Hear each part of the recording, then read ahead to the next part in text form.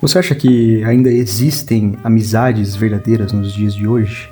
Ou que a amizade ela se transformou ao longo do tempo?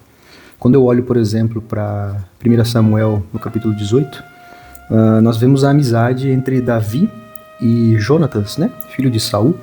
Diz o seguinte no primeiro verso: Depois dessa conversa de Davi com Saul, surgiu tão grande amizade entre Jonatas e Davi, que Jonatas tornou-se o melhor amigo de Davi.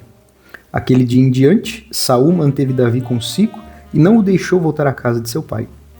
E Jonatas fez um acordo de amizade com Davi, pois se tornara o seu melhor amigo.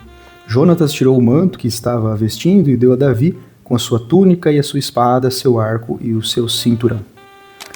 Aqui nós temos o início de uma amizade que dura não muito tempo, né? Infelizmente, mas que é muito profunda enquanto dura, e isso remonta o ideal antigo de amizade, né? Quando a gente olha para filósofos como Aristóteles, Cícero ou até Montaigne, a gente vê que eles percebiam a amizade como uma forma mais elevada de amor, basicamente como uma virtude indispensável, né? Para eles, o amigo, principalmente para Aristóteles, era um outro eu mesmo, né? Era como se fosse uma parte de você.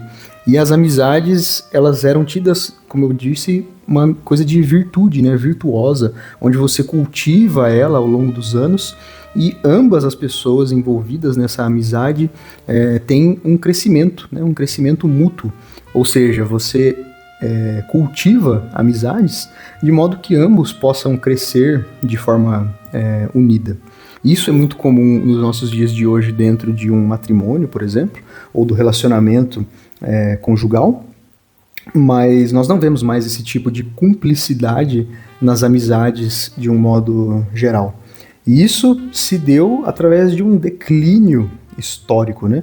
Quando a gente pensa em C.S. Lewis, ele fala que em 1960 a amizade, né, a época ali onde ele comentou isso, se tornou alguma coisa marginal, uma coisa que era tida como secundária, que não era mais tida como sendo o centro dos relacionamentos humanos.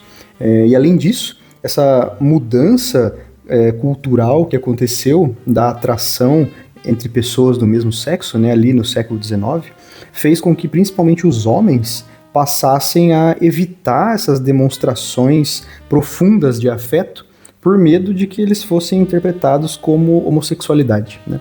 Existia esse estigma do homem ser durão, independente, viver a vida dele sozinho e construir uma família e ser 100% dedicado única e exclusivamente à família. E a partir desse momento, nós começamos a ter um declínio das relações de amizade, né? Isso já vinha acontecendo ao longo dos anos, ao longo das eras, né?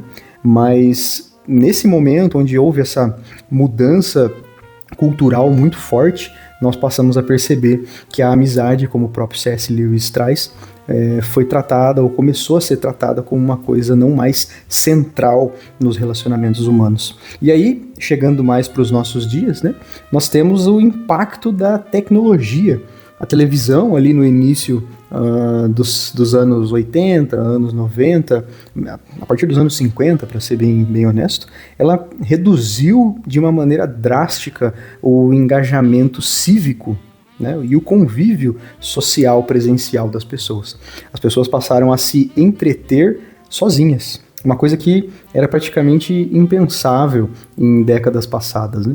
Quando você pensa no entretenimento solo antes da tecnologia, da televisão, da comunicação, do rádio, você tinha as pessoas se entretendo com livros ou em encontros sociais, passava uma tarde na casa de um colega, conversando, tomando um café, tomando um chá, isso basicamente ali na Europa, né, de modo geral.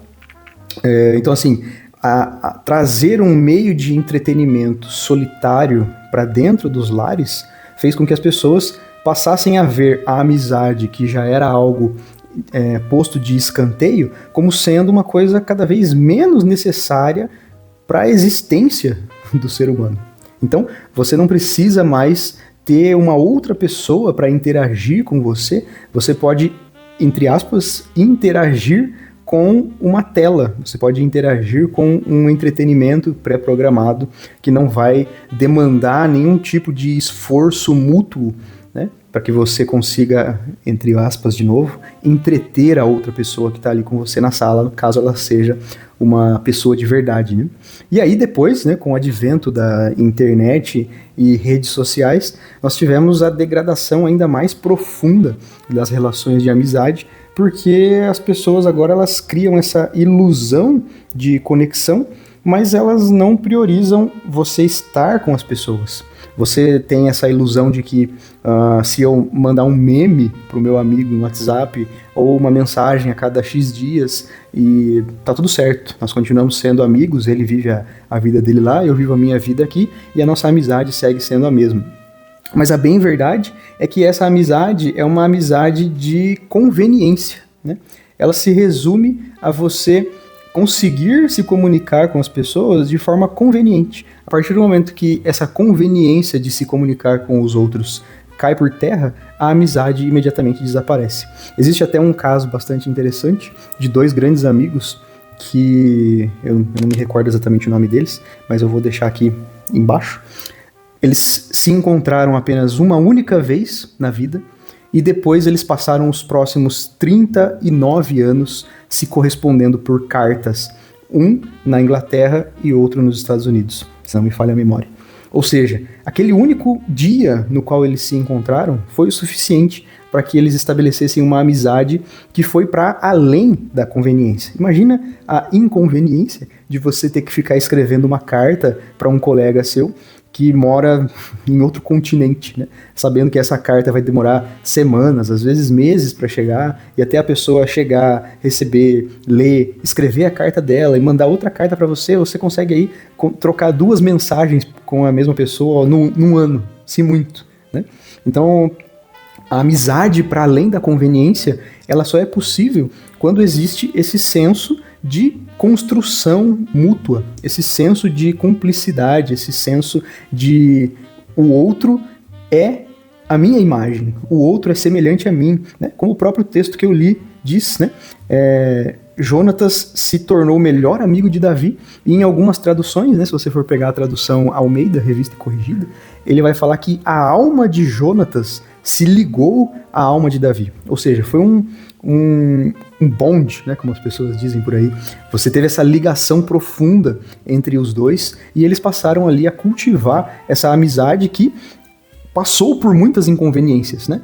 Saul odiava Davi em um certo momento da sua vida e Jonatas, apesar de amar Davi, ele também tinha as responsabilidades para com seu pai e ele não podia denegrir um e servir ao outro, ou menosprezar um e servir ao outro. Ele tinha que fazer esse intermédio, continuando sendo profundamente amigo de Davi, mas ainda assim sendo o filho leal de Saul, que tinha essa rixa muito grande contra Davi. Ou seja, havia uma grande inconveniência entre a relação dos dois.